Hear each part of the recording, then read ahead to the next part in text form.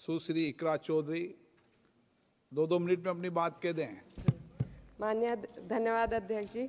आज मैं 2025 के वित्त विधेयक पर अपने विचार रखने के लिए खड़ी हूँ।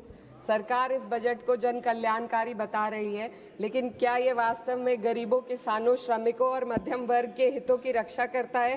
क्या ये युवाओं को रोजगार देगा? क्या महंगाई में राहत देगा? लगातार हम पढ़ते आ रहे हैं कि भारत की जीडीपी पिछले 10 वर्षों में दोगुनी हो गई है और हम जापान और जर्मनी को पीछे छोड़ते हुए 27 तक दुनिया की तीसरी सबसे बड़ी अर्थव्यवस्था बनने के ओर अग्रसर है। लेकिन यह उपलब्धि तब फीकी पड़ जाती है जब हम प्रति व्यक्ति जीडीपी के आंकड़ों को देखते हैं, जिसमें भारत विश्व स्तर पर 100 से अधिक देशों से पीछे है। 23-24 के लिए स्थिर कीमतों पर प्रति व्यक्ति जीडीपी केवल 1,24,600 रुपए है।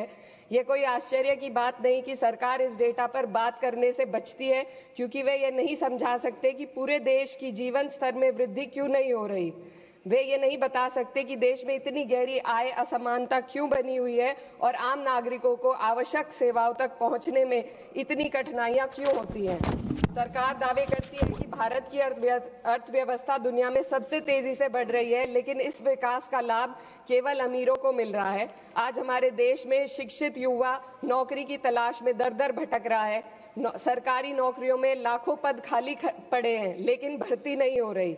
निजी क्षेत्र में भी नौकरियों की संख्या घटती जा रही है। उधर देश की शीर्ष 1% अमीरों के पास 40% से अधिक संपत्ति है, जबकि करोड़ों लोग 2 वक्त की रोटी के लिए संघर्ष कर रहे हैं। यह आर्थिक असमानता लगातार बढ़ रही है क्योंकि सरकार की नीतियां बड़े उद्योगपतियों को फायदा पहुंचाने के लिए बनाई जा रही है, जबकि गरीबों और मध्यम वर्ग को महंगाई और टैक्स के बोझ तले दाबा जा रहा है। जब यह सरकार सत्ता में आई थी तब $1 लगभग 60 रुपए के बराबर था और आज 83 तक पहुंच गया है। Sir 2 minute. रुपए की इस गिरावट का सीधा असर आम जनता पर पड़ता है।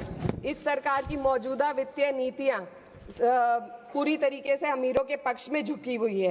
भारत एक समाजवादी देश है जहां सरकार का कर्तव्य है कि शिक्षा, स्वास्थ्य, यातायात जैसी बुनियादी सुविधाओं का लाभ अपने नागरिकों को पहुंचाए और उन्हें समान अवसर और सुरक्षा दे। भारत के सरकारी स्कूलों और अस्पताल की हालात लगातार बद से बदतर होते जा रहे हैं। सर बस किसानों पर अपनी बात रखना चाहती हूँ। हमारा देश तब तक सशक्त नहीं हो सकता जब तक हमारे किसानों को उनका हक नहीं मिलता।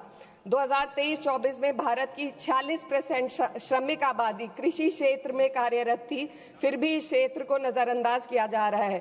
सरकार किसानों की आय दुगनी करने का वादा करती है, लेकिन असलियत यह है कि खेती की लागत बढ़ रही है, जबकि किसानों की आमदनी स्थिर बनी हुई है। ट्रैक्टर और हार्वेस्टिंग मशीनों पर 12% जीएसटी में सर 1 मिनट सर, किसानों का मुद्दा है, बस 1 मिनट सर, खत्म कर लें।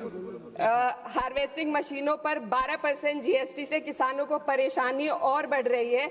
यदि सरकार इस बोझ को कम कर दे तो खेती में फायदा होगा। साथ ही साथ प्रधानमंत्री किसान सम्मान निधि के तहत जो मिलने वाली राशि है उसको बढ़ाकर 6,000 से 12,000 कर दे तो किसानों की आय में फायदा होगा।